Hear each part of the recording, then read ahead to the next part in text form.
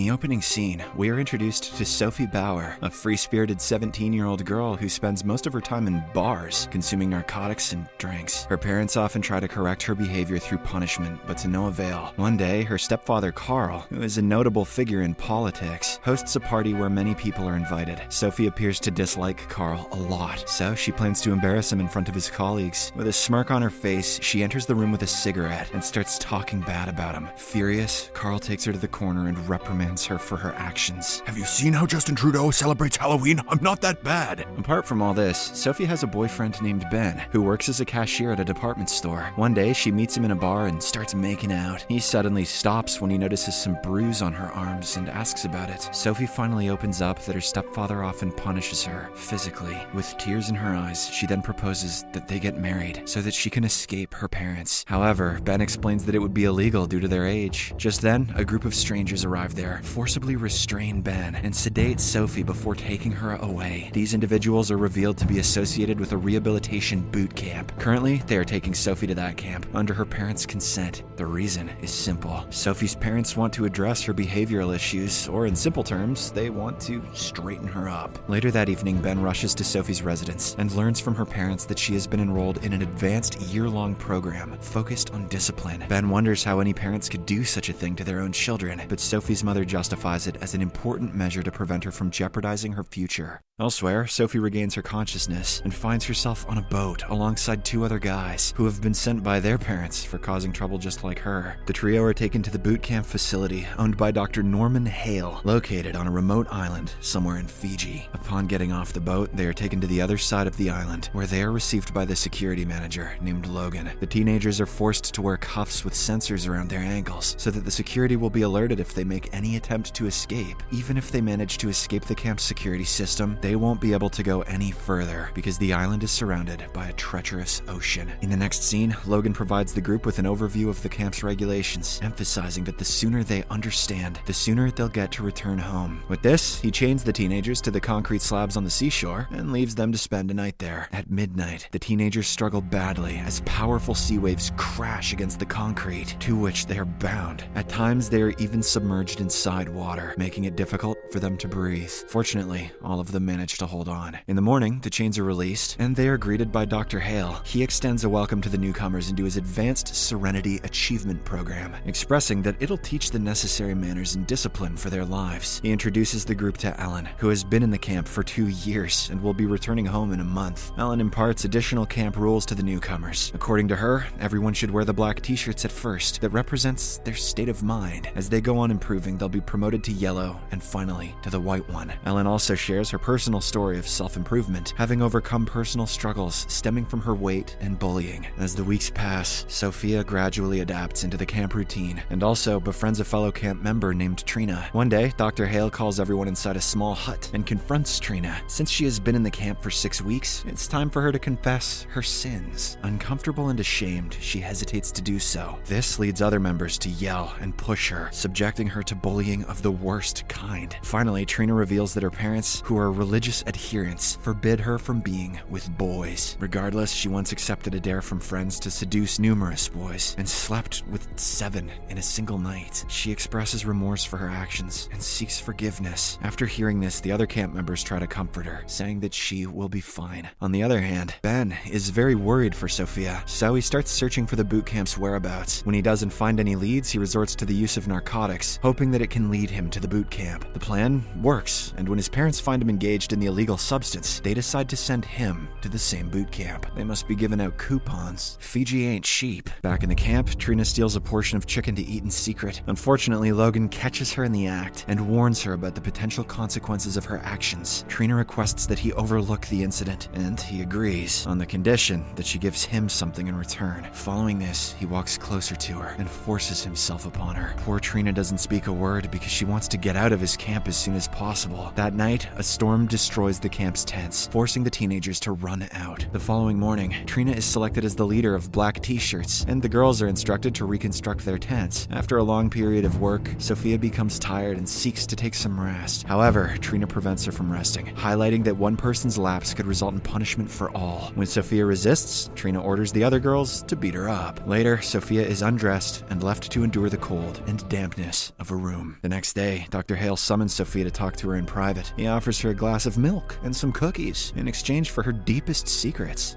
Fair trade. However, she throws the cookies away and refuses to play these psychological games. What do I look like, Santa Claus, motherfucker? Several weeks later, a new batch of teenagers are brought into the boot camp, including Ben. During dinner that evening, he discreetly sits across from Sophia. Although she feels relieved to see him, her expression remains neutral, knowing that they have to hide their relationship. Later, they pretend to wash dishes to talk to each other. Sophia inquires how he arrived at the camp, to which Ben reveals that he used some narcotics. He also explains how he spent weeks tracking down this camp. Hearing all of this, Sophie breaks down in tears, but Ben assures her they will flee the camp soon. Before departing, he hides a fork in his pocket, indicating that there's something going on in his mind. He wants to use the sharp edge of the fork to deactivate his censored cuffs. The following morning, the boys are taken for a jog along the seashore, during which Ben spots a fisherman's boat. Later that evening, Dr. Hale gathers all the teenagers and publicly announces Trina's promotion to the yellow level. Here's your P shirt, Trina. It is later revealed this promotion was possible because Logan vouched for her. In return, he wants to have more intercourse with her. Since Sophia's presence at the boot camp has exceeded a month, Dr. Hale prompts her to confess her misdeeds in front of everyone. When she hesitates, Sophia becomes the target of bullying by certain tormentors chosen by Dr. Hale. Eventually, overwhelmed with emotion, she tearfully admits that she lied about her stepfather molesting her. As days pass by, Ben methodically examines the entire boot camp's layout, including the cuff sensor detector and the control room operated by Dr. Hale and his sister Rhonda. In the process, he also learns the method to deactivate the ankle cuffs using the fork. One day, Dr. Hale leaves for a conference in Los Angeles, and Ben takes it as the perfect opportunity to escape with his girlfriend. At the stroke of midnight, when everyone is asleep, he arrives at Sophia's tent to execute their escape plan. Together, they exit their tents and stealthily infiltrate Dr. Hale's office to retrieve their passports, as well as their personal belongings. To their luck,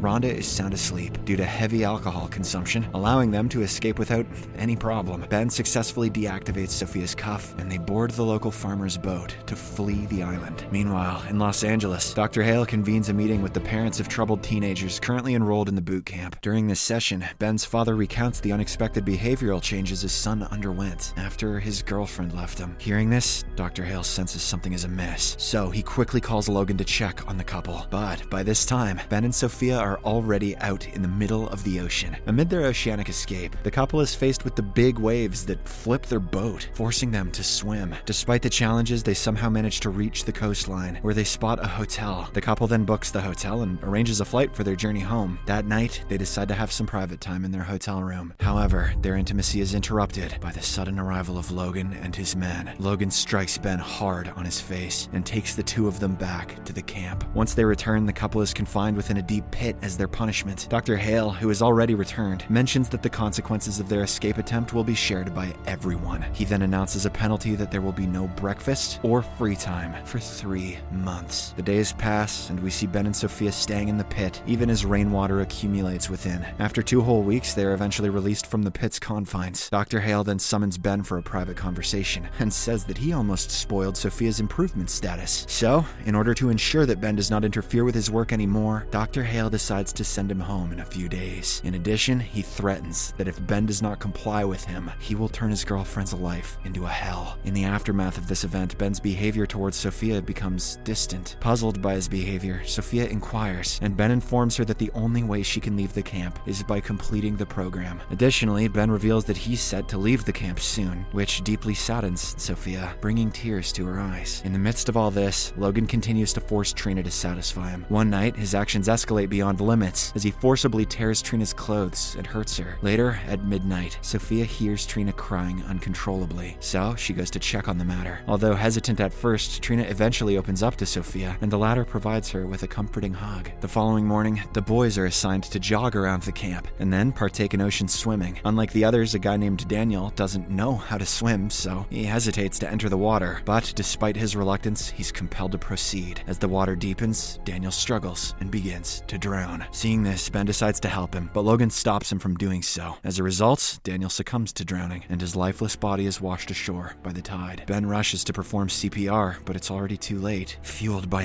anger, he accuses Logan of Daniel's death, but the latter refuses to take the blame, saying it was merely an accident. Afterward, the lifeless body is brought into the camp, and Dr. Hale is upset to see this. He directly confronts Logan and imposes a suspension from his duties. Later that same day, Dr. Hale convenes a meeting where he proclaims that the camp's law is equal to all, implying it's now Logan's turn to admit his sins. The teenagers press him to confess that he killed Daniel, but Logan refuses. Just then, Trina steps forward and inquires about the number of girls he has assaulted. Several other girls stand with her, revealing that Logan has committed the heinous act many times. The teenagers then surround him and start beating him with sticks. Not long after, Ben announces to the shocked teenagers that this isn't the first death to occur on a camp run by Dr. Hale. He also points out the baseless rules of the camp, claiming that such brutal programs are unnecessary for personal development. He convinces everyone that this program is crap, and they should all destroy it right away. Persuaded by Ben's words, the teenagers unleash chaos, setting fire to the entire campsite. Even Rhonda is no longer on her brother's side. Amidst the chaos, Logan attempts to flee in his car, but the teenagers force his vehicle into a burning structure, leading to his demise. After this, their attention shifts to Dr. Hale, who tries to shoot them in hopes of regaining control. However, turns out that Rhonda has unloaded his weapon, enabling the teenagers to capture him. He is then thrown into solitary confinement, awaiting the police for his arrest. As the film fades out, scenes depict the teenagers celebrating their newfound freedom, swimming in the ocean. A screen message appears, indicating that since the 1970s, when such camps were introduced in real life, over 40 deaths have been recorded. Subscribe for more videos like this, turn on notifications, and leave a like to help the channel out. Thank you for watching.